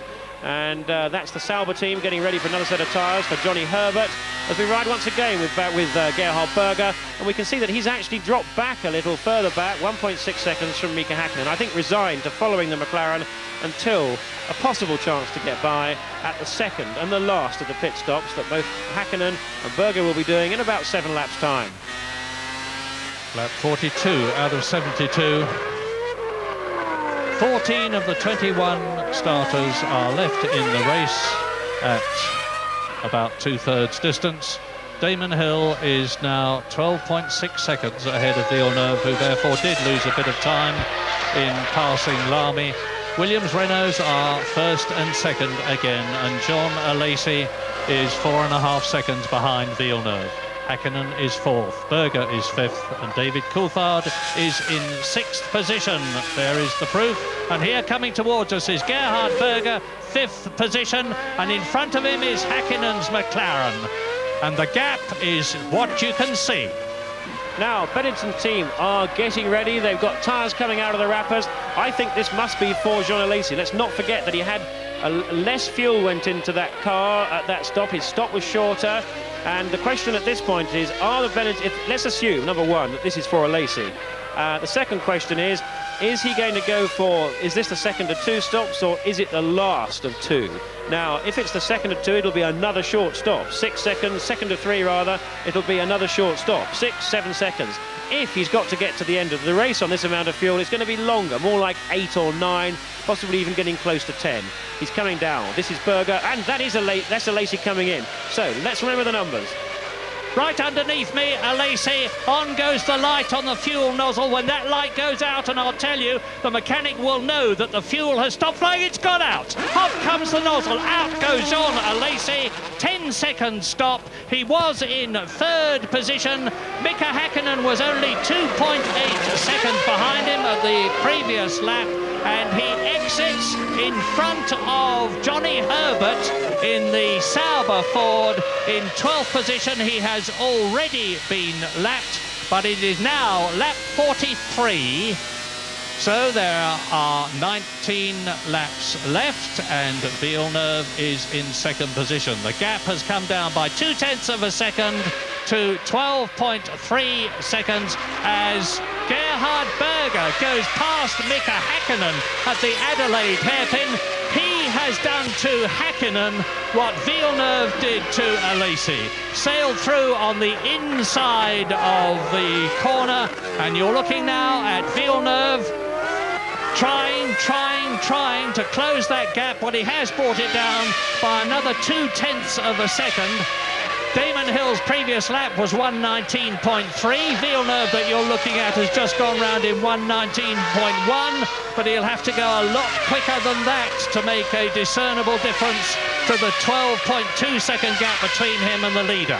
So Gerhard Berger takes Mika Häkkinen for 3rd place, but I'd love to have had a proper look at that moment, because Häkkinen's lap time was a 1:23.7 on that lap, so he lost a lot of time. And indeed, Häkkinen was well ahead, so I think Häkkinen must have made some mistake, had a big lock-up, maybe even a half spin, something like that, to allow Berger to both close the gap and get ahead. But let's go back to that Alesi second fuel stop, and I think the answer was there on the screen. The 10 seconds mean that was long enough to get sufficient fuel into that car to get to the end of the race. So that's the second of 2 stops for Alesi, and one wonders, why did he stop so early? Why did they distort the normal mathematical division of the race into 3? And I think the answer was that what they did is they set themselves up with a mechanism to overtake a slower car that might have been ahead of Alesi in the first third of the race. Now that could have been Michael Schumacher, and by doing that short stop, that would have got hypothetically Alesi out ahead of Schumacher, and then hopefully he would have used the better performance of his car to pull away during his middle stint, so that when he needed that longer stop that he's just had, he would have had enough track advantage to come out still ahead. There's the theory. And there's the leader, Damon Hill, lap 45. 10 seconds now ahead of Jacques Villeneuve, because Villeneuve took 1.9 seconds out of Damon Hill's lead on the previous lap. I assume because Damon was in amongst traffic, and that is the Jordan. And behind is Olivier Panis. That's Rubens Barrichello ahead of us in 8th position. Panis is closing up. The gap between him and Barrichello 8th, Panis 9th, was 1.2 seconds. It's virtually nothing now, because the nose of Panis's Ligier was almost touching the wing of Barrichello's Jordan. Now, Damon Hill is threading his way through traffic. He's lapped Lamy twice, he's lapped Rosset twice. He's up now with that battle between Barrichello and Panis. Now, they are both very quick, and each will be concentrating on the other. Barrichello will be trying to keep Panis behind him. Panis will be trying to get past Barrichello. There's Barrichello on the right, the nose of Panis's Ligier, and Damon Hill is coming up behind them, and he wants to lap them, and this will give Jacques Villeneuve the opportunity to close the gap. In fact, it's down to under 10 seconds. Damon Hill, it's critical for him, the race leader, that he gets past these two as quickly as he possibly can, and wham! That's Panis going past Barrichello at Adelaide. This is the favourite place for passing. I said before and I say again that that is a slow corner, 40 miles an hour after, here's a replay, after a 180 or 90 mile an hour approach. So, Parnis has been planning, as Villeneuve did, his tactics, and he builds up the momentum, the last of the late breakers. Here is another replay. At the top of the picture, the Jordan. The bottom car is the blue Ligier of Olivier Parnis, who moves up now to 8th position. So, lap 46 with Damon Hill right behind them. There he is, that is Hill. And you can see that Hill has got a grandstand view of what's happening in front of him, but that's the last thing he wants, because now what is the gap going to be at the end of lap 46? It was 9.9 seconds between Hill, the race leader, and Villeneuve in second place. But, of course, we're back again with Parnis. Just as Hill has got to get past Parnis and Barrichello in the reverse order, Barrichello first, then Parnis, so Villeneuve will have to do the same thing. And unless the two men who are being lapped deliberately make it easier for Villeneuve, having seen Damon Hill go past them, it means that the gap should be returned. And Gerhard Berger, I think, is coming into the pits from 3rd position. This is his second stop. On goes the fuel light.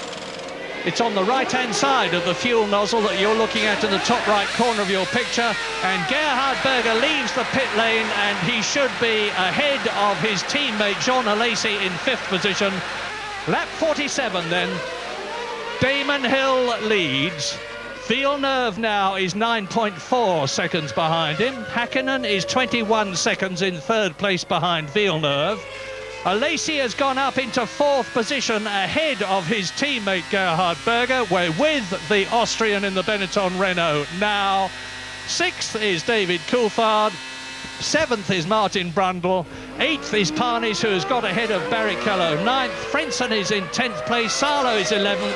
Johnny Herbert is 12th. Ricardo Rosset in the Arrows is 13th. Pedro Lamy is 14th, and the last of the 21 starters. And everybody up to 8th position now. Olivier Parnis has been lapped, and Barrichello, this is 9th position, having been lapped, he's been passed, you see, by Damon Hill, and Villeneuve now has got the gap down to 8.3 seconds with the fastest lap of the race, 1 minute 18.63 seconds, as Rubens Barrichello rejoins. Again, order. Here is Damon Hill. This is a replay of Hill passing Parnis and moving ahead of the man who is in 8th position, a lap ahead. So now Damon has lapped everybody up to Martin Brundle, and he really needs to keep his skates on. He's got them on, he needs to keep them on to prevent that gap, 8.3 seconds between himself and Villeneuve, coming down even further. Well, this really is impressive stuff from Jacques Villeneuve. He's piling on the pressure there. This 8.3 second gap he could certainly make up, but he's going to need a little bit of help. There's Damon Hill coming up the inside. Look at all the debris all around the place there. Olivier Parnis, he's the one on the 3-stop routine. Hill has yet to come in for his second stop. Villeneuve and Häkkinen, those three have all yet to come in.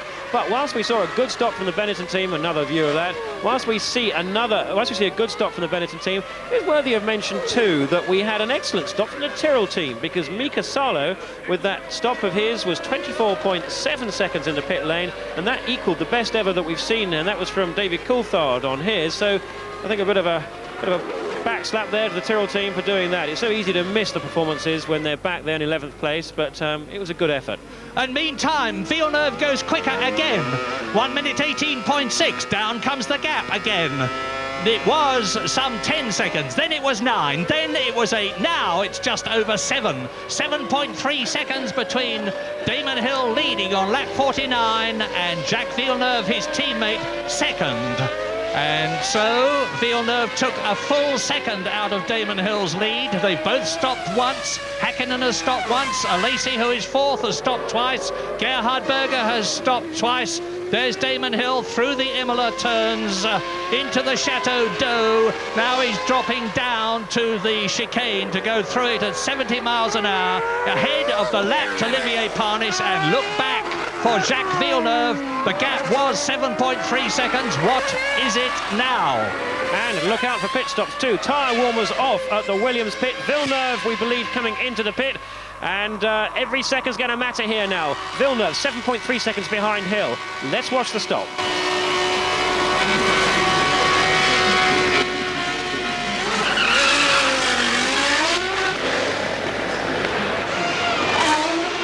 Good stop there from Jacques Villeneuve. We didn't see the end of it, but we saw the number, and that's what matters, providing nothing went wrong. 8.4 seconds. So when Damon Hill comes in for his stop in a lap or two's time, I would think it can't be more than that, then it's going to be imperative for Hill's chances that he doesn't lose too much time in the pits for Villeneuve. Villeneuve's pit lane time was 26.58, and this is important too. This, just to remind you, is the time from when they come into the pit lane at the end of the lap to when they rejoin the track at the end of the pit lane, and therefore it takes into account, to an extent, how fast they literally come into the pits and how quickly they get going again when they come out. Lap 50, I'm sorry, 22 laps to go. And David Coulthard comes into the pits from 6th position in the McLaren Mercedes. He's some 11 seconds behind Gerhard Berger, who's now pulled away, of course, in 5th place. Out goes Coulthard. Good stop, 7.7 seconds. So that means about 85 litres of fuel will have gone into the McLaren. And on lap 51, I do apologise, Damon Hill, we join him on the Williams-Renault as he comes down to the Adelaide hairpin. He's doing about 180 miles an hour here before he backs off. Round Golf, the right-hander, under the bridge, brakes hard on, down into 2nd gear, down to 40 miles an hour. And Hill has now lapped everyone up to Gerhard Berger. He's lapped David Coulthard, who's been into the pits, of course. And he is now 30.8 seconds ahead of Jacques Villeneuve on account of the fact that the Canadian in 2nd place has had his 2nd stop. So once more, it's all going to be down to the pit stops here in Magny-Cours in France. Hill, Villeneuve, Häkkinen, Alesi, Berger, Coulthard are the only 6 on the same lap as race leader Hill, coming down now to complete his 51st lap. Now, this is where he'll come into the pits if he's going to. Through the right, left, and he's not. He's staying out. Tyres are indeed not ready yet. But that really was exceptional pit work from the McLaren team. Once again, one of the fastest stops, bearing in mind the amount of fuel that's going in. 7.6 seconds from Coulthard on his 2nd one. 7.8 seconds on his 1st stop. And all this comes from not just good pit work from the mechanics, but also from precise positioning from the driver, because the driver must come up and place his car, bring it to a standstill within inches of the correct position. Even 6 inches, certainly a foot, will lose time as the mechanics, particularly holding the refueling hose, have to move it across, losing those precious tenths of a second. Now, you're looking at Damon Hill coming up to the 180, the left-hander. I believe that the board is going out from the Williams team to tell him to come in on the next lap. Meantime, there is Heinz-Harald Frentzen, 10th and lapped. That is Mika Häkkinen in for his 2nd pit stop, as out goes the Sauber, and Damon Hill is going to be coming through very shortly to get that in board. He will be going through on his 52nd lap to start his 53rd lap as the McLaren blast out of the pit lane. A bit of a delay there as Mika Häkkinen gets away. Now, if we stay with Damon Hill on this onboard camera, we may see that board go out. Look for it. There it was. Damon Hill has had the board. He's on lap 53 out of 72. He leads Jacques Villeneuve by 31.2 seconds. He should have enough time to get into the pits, bearing in mind that it takes about 26 seconds for a good stop from entering the pit lane to leaving it. He should have enough time to get back in the lead, about 5 or 6 seconds ahead of Jacques Villeneuve on what will be his 54th lap. But a lot of things can go wrong at a pit stop. Let's hope they don't go wrong for Damon Hill. Hill leads, Villeneuve 2nd, Häkkinen 3rd, Alesi 4th, Berger 5th, and Parnis and Coulthard are down there in 6th and 7th places. And there's a replay there of Olivier Panis coming up the inside of David Coulthard, it is. And touch they go. Panis comes through, but that is where the Adelaide hairpin, that's where, let's have another look. There is Panis up the inside. Coulthard chops across to the inside.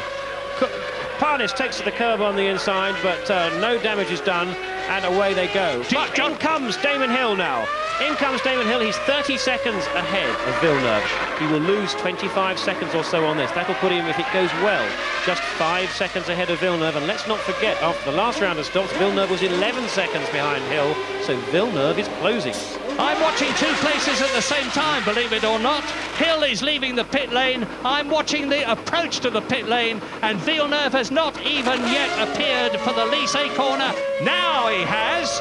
Villeneuve goes into the Lycée corner. Damon Hill is well on his way on his 54th lap. This is Villeneuve, and Damon Hill is round the Grand Courbe, which is the first left-hander, into the Estoril bend at 120 miles an hour, and he has got at least the length of the finishing straight lead over Jacques Villeneuve.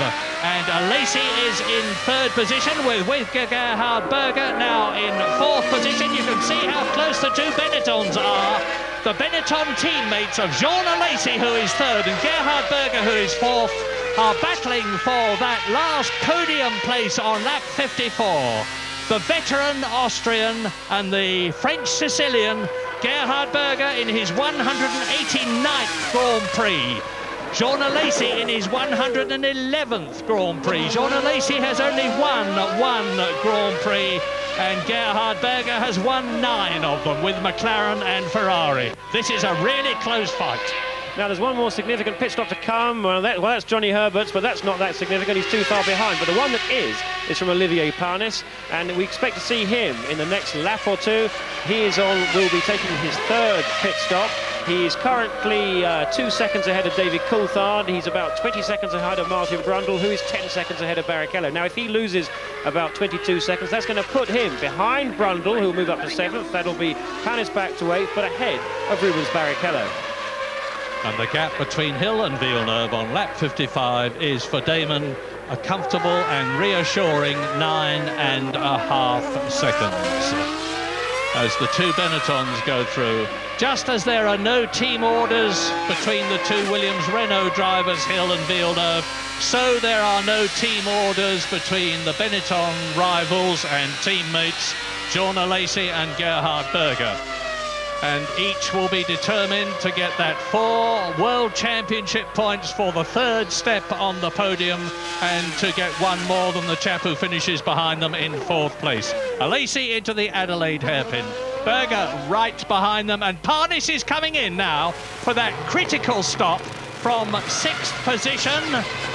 Olivier Panis comes in. Coulthard therefore moves up into 6th position. Up goes the jack. On go the wheels. And 7.4 seconds. Let's see how long Olivier Panis takes for his complete pit lane. He's taken just a tiny whisker under 25 seconds from the time he entered the pit lane to the time he exited it, having taken on more fuel, about 80 litres, 85 litres of fuel, and 4 new tyres and wheels. And we're on lap 56 now, 72-lap race. Renault engines are in the first 4 places, 2 of them in the Williams cars of Hill and Villeneuve, the other 2 in the Benettons of Alesi and Berger. And this is a good, strong performance from Gerhard Berger. He made the later of the 2 second stops, therefore his tyres should be in slightly better condition. He stopped some 5 laps later. And this, again, let's remind you, is a high tyre wear circuit. And Berger, like Alesi, benefiting from the work the Benetton team have done. They're sporting this green surround now. This is the head protection area in an effort to differentiate the Benetton cars from the similarly blue and white Tyrrells. But Jacques Villeneuve sadly has slipped back a second. He was 9.4 seconds behind Hill after that pit stop, and now 10.3. But interesting too that stop of the Williams teams was very swift indeed. And of course one of the reasons for that is that as he stopped so late this time, they didn't need to put as much fuel in the car to get him to the end of the race. And again, it could have been that tactic that could have been race winning had Schumacher been ahead of Hill, that would have meant that once again the Williams team could have used that as a mechanism to get by as Berger goes there, following Alesi to the end of the race. Out of the Nürburgring turns and into and out of the Imola turns. All the corners here are named after race circuits, with the exception of the Golf turn, and through to complete their 56th lap and into lap 57, watched by Benetton boss Flavio Briatore go his two drivers. Now, Briatore earlier on in the season gave both of them a strong talking to. He wasn't satisfied with their performance. Whether it was them or the car is of academic interest, but there is no doubt that both these drivers have had difficulty settling down with their new team. Both of them were with Ferrari last year. Both of them are with Benetton this year. They've had to get used to new methods, working out of England instead of Italy, working with a new engine, a Renault instead of a Ferrari, but still working with each other. You can see the result and how closely matched they are. Well, the Martin Brundle-Olivier Panis duel seems to have been settled, because with great teamwork there from the Ligier team, and Panis being particularly quick into the pits and out of it, he got out ahead, not just ahead of Rubens Barrichello, but just ahead of Martin Brundle. We just caught a glimpse of that Jordan as he came out, although it was difficult, in fact impossible to identify until they came round. Now, Panis will be the one on fresher tyres. All the cars now have completed their pit stops. No more scheduled pit stops to go, so it's just a straight run to the flag with some 15 laps of the race to run. Now, I would expect to see Panis pull out from Martin Brundle. He was 3.2 seconds back, and indeed, as I say that, he's extended his lead in 7th place to 4.9. Panis still 18 seconds behind David Coulthard. So we've got Williams, Benetton, and McLaren. And I think if this race is significant for a change in fortunes of teams, it's for the clearest demonstration yet that we've seen McLaren team make inroads into the performance advantage that Jordan seemed to have had. And here, clearly, McLaren are ahead of them. And the also significant thing is that Martin Brundle is once again ahead there of Rubens Barrichello. And Alesi trying desperately hard. I thought the Berger was going to close right up with him when Jean put his left rear tyre onto the grass. But just as we've got Williams, Benetton, McLaren. Here's a replay now. Watch Alesi's left rear wheel as he goes just over the curb, kicks up the dust. Berger was right under his rear wing, and Alesi retains the place. We're with Berger now. That's Alesi in front of us through the Imola turns, and that is at about 120 miles an hour into the Chateau d'Eau. And I was saying, whilst we've got Williams, Benetton, McLaren, we've got Renault, Mercedes in terms of engines. And if the French concern have the first 4 places at Magny-Cours in front of their own people, this will be an absolutely wonderful achievement for them. Absolutely, and of course Renault have been in the news in the last few weeks announcing that they are going to withdraw from Formula One, not at the end of this season but at the end of 1997, and that is Frentzen off in the Sauber. Heinz-Harald Frentzen, who was running in 10th place. It looks very much like a driving mistake for me. The body language says it, the shake of the head. Let's have a look, and there's Frentzen. He's on the curb, round through the left-hander. Let's watch, something clearly goes wrong. He's getting the back out of shape. And well, it looks to me like he might have had some suspension problem actually there. That right front being locked to me looks like maybe the left rear suspension is broken. And that would mean that his right front goes up into the air. Well, one gets the impression that both Johnny Herbert and Heinz-Harald Frentzen have had it up to here with Sauber. Johnny Herbert is getting more and more despondent. Heinz-Harald Frentzen is getting more and more philosophic about the fact that he's not qualifying well. I think Frentzen started this race in 13th position, and Johnny Herbert was down in 17th place on the grid. They both seem to be pretty disenchanted, and one has to wonder what team they're going to be driving for next year, especially Frentzen, who is on the wanted list by quite a number of top teams. Yes, indeed. This year hasn't been quite so good for him, but I still feel that in the right environment, fully motivated, Frentzen can be a real star of the future. Now, we're looking at a slow motion here. That's Alesi in front in the Benetton. Berger right behind. These two locked in combat. Again, Berger's best race to date both drivers benefiting from increased work from the Benetton team. But back to Renault. Renault are withdrawing from Formula One at the end of 1997, and I think they're entirely justified in doing that, because they've set out, they've achieved everything that they intended to in Formula One. They've won Constructors' Championships, World Championships. The Renault engine has simply been the best in Formula One. Renault have come in, they've used their own engineers, and they've proven that they can get the job done. And there comes a point when the law of diminishing returns takes place, the investment stays at a very high level, but of course people tend to expect the Renault to win. It only becomes news, or big news, when it doesn't just do that. But whether they'll go off to IndyCar racing is something of conjecture. It's certainly possible. It seems that Bernard Dudo's team of highly skilled technicians are going to be applied to something, but of course that also opens the question of what happens to the power supply for this team, Benetton, and for Williams. Well, the names that are being bandied around are Honda engines. Benetton are associated with Honda for the Grand Prix bike program, and that could mean that they would be a logical partner for their Formula One team. But on the other hand, we also have to acknowledge the fact that Williams are the leading constructor of this decade, and as such they will surely have the choice of any engine supplier that they would like to have. Williams admittedly had a rather acrimonious separation from Honda at the end of their term 5-10 years ago, but nevertheless I still think that's a very real possibility. At the moment we've got Renault, we've got Peugeot, Mercedes-Benz, all with absolutely superb engines, whilst we've got Ford working hard to try and close the gap and bring that Ford V10 somewhere near the performance of the leaders. Damon Hill coming down to complete his 61st lap, and he has well and truly put down the threat of Jacques Villeneuve, because the gap now has been extended to nearly 14 seconds. There are 11 laps left, including the one that they are on. Hill leads Villeneuve by 14 seconds. There are 13 cars and drivers left in the race. The retirements in order of retirement are, first of all, the incredible situation when Michael Schumacher went out before the race had even started on the formation lap, followed by Montermini's 40, Fisichella's Minardi, Irvine's Ferrari, both of them out on the by the fifth lap. Verstappen out in the Arrows, Deniz out in the Ligier, Bader out in the second 40, Katayama out in the Tyrrell. Heinz-Harald Frentzen has just retired. You saw him walking in and in the pit lane from the Sauber team. And it's lap 62, Damon Hill coming up to lap Rosset again. Now Rosset in the second of the two TWR Arrows, who has got David Coulthard ahead of him. Rosset has been lapped twice already. David Coulthard has not been lapped. He's in sixth position. Hill comes down to the Lycée. We're on the Williams-Renault now. That's his 62nd lap completed.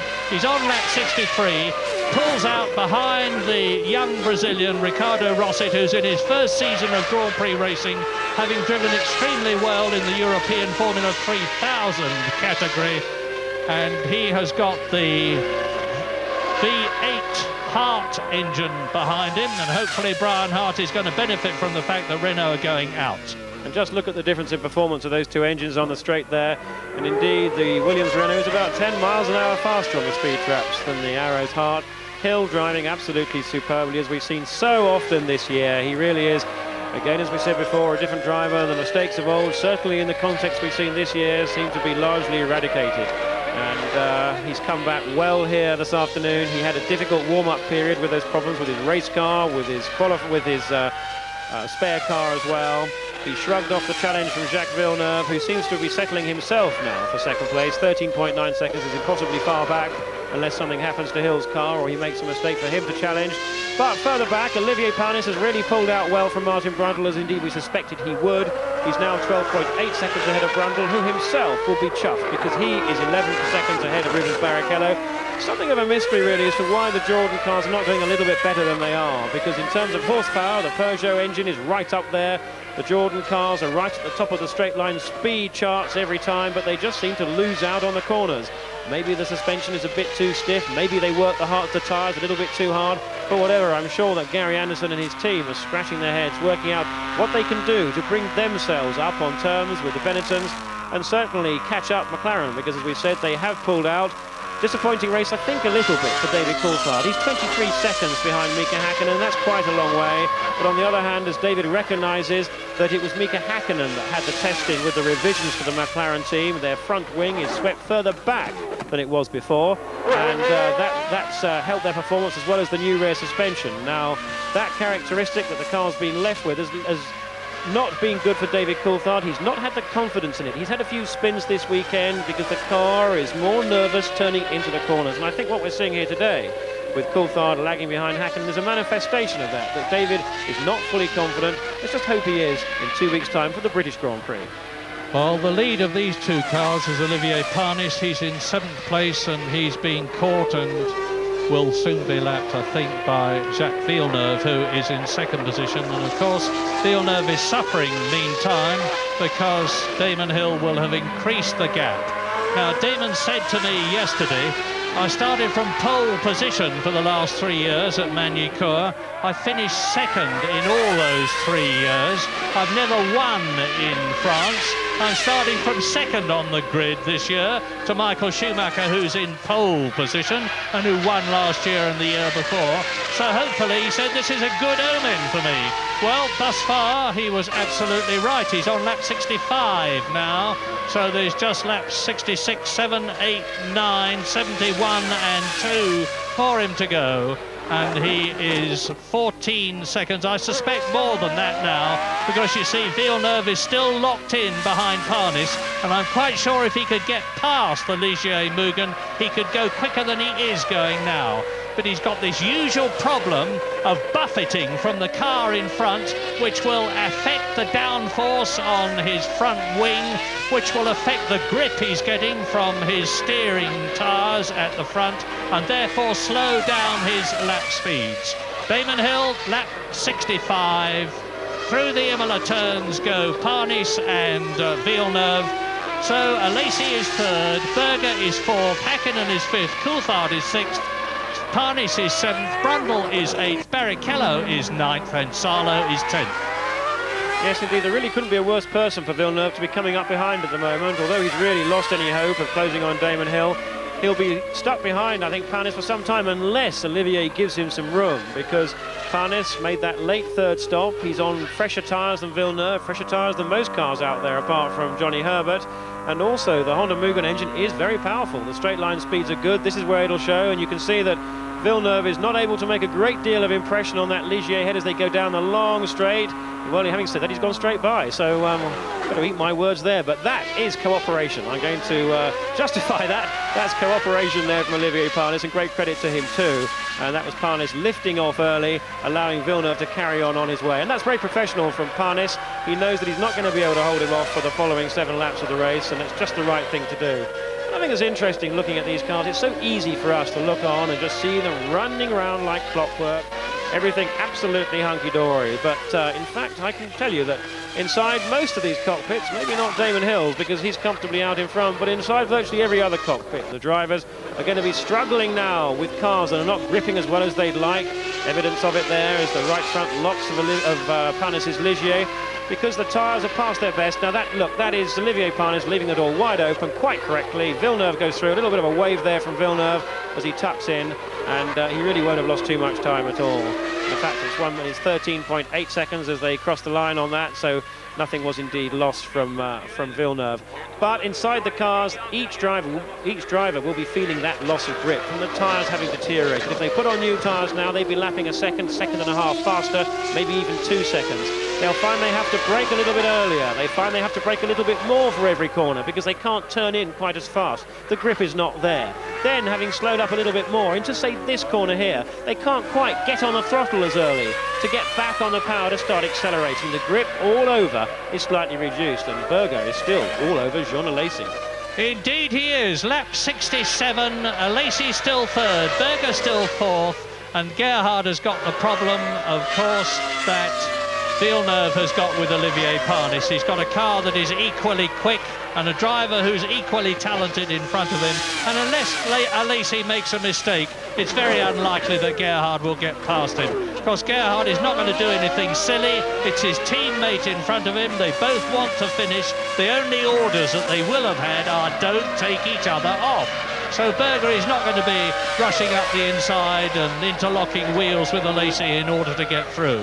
Now Damon Hill is on his 68th lap. He's got a comfortable 13.9 seconds lead over his teammate Jacques Villeneuve, and if they finish where they are now, I'm certainly not going to say that Damon Hill is going to win this race, because there are still laps to go and anything can happen until the winner sees the checkered flag.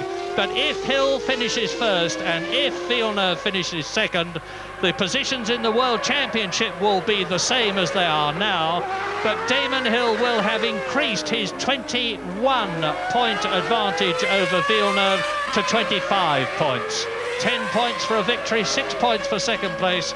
And Williams, of course, who are already 50 points ahead of Ferrari, will have scored another 16 points, which will give them a total, dramatically increase their lead over the second place team in the Constructors' Championship to an incredible 66 points. I said in Canada that I could visualise Patrick Head, who is the technical chief of the Williams team and has produced such a superb car, with Adrian Newey and everybody else who works at the Williams factory, metaphorically polishing the Constructors' Championship trophy already.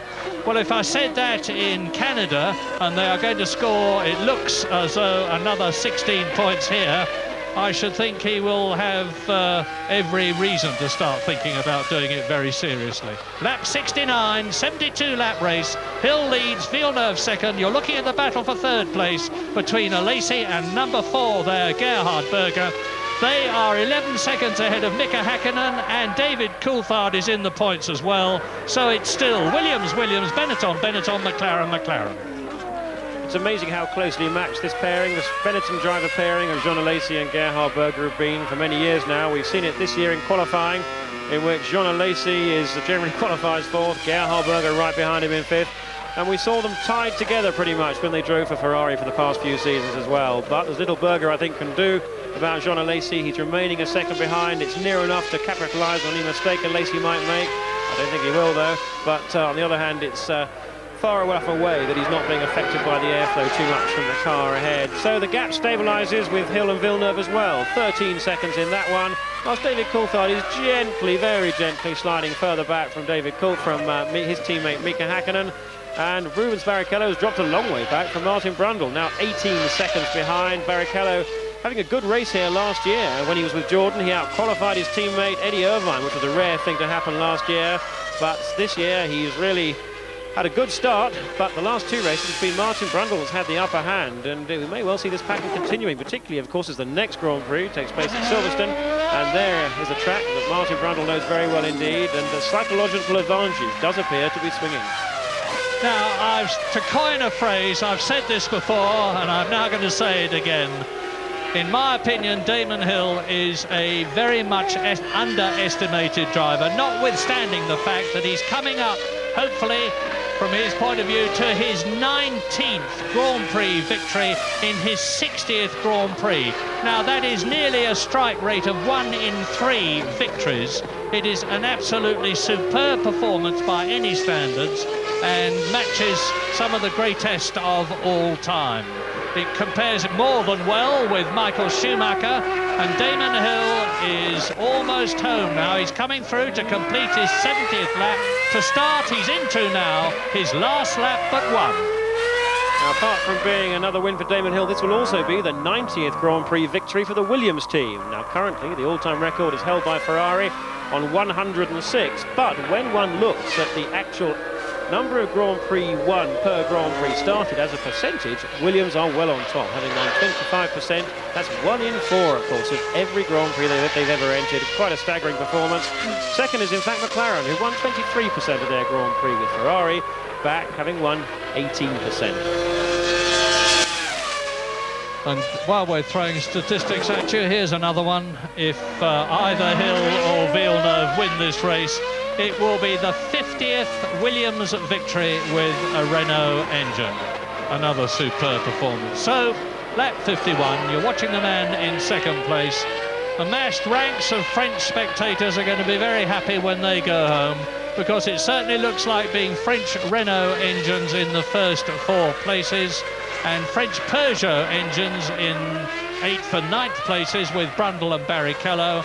As they approach the start of the last lap, Damon Hill has got a commanding 11.5-second lead over his teammate. There is the battle between 3rd and 4th, Alesi and Berger, coming to the 180 with about half a lap to go to start their last one. Hakkinen and Coulthard are still 5th and 6th, and here is Damon Hill. Damon Hill positively cruising now, the Williams team getting ready for Hill to take the victory after what's been an absolutely superb race for him.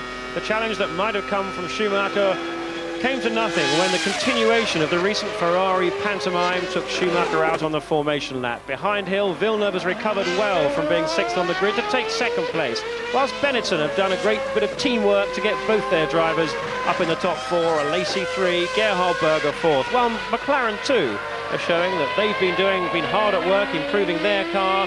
Hakkinen is back on form in 5th, and David Coulthard picking up the final point in 6th place. Out of the 180 into the Nürburgring bends. Damon has only got a few corners left now. There are the Imola turns. The next right-hander that he goes round is the Chateau d'Eau, which leads into the drop down to the chicane. This is 150 miles an hour. Here is the chicane coming up. You'll see the last corner of the last lap, and at Magny-Cours, France, Damon Hill wins the French Grand Prix, his 6th victory of the year, and it increases his World Championship lead over his teammate Jacques Villeneuve to a massive 25 points. Villeneuve, we're with him now, finishes in 2nd place. Alesi and Berger, I'm sure, will be coming through in 3rd and 4th places for Benetton to give Renault that 1st, 2nd, 3rd, 4th finish that they must have been praying for at their home track in France. So there is Gerhard Berger, and you can see that Jean Alesi is in front of him in formation. Down to the last corners come the 2 Benettons. Williams leads, Williams 2nd, Benetton 3rd, Benetton 4th.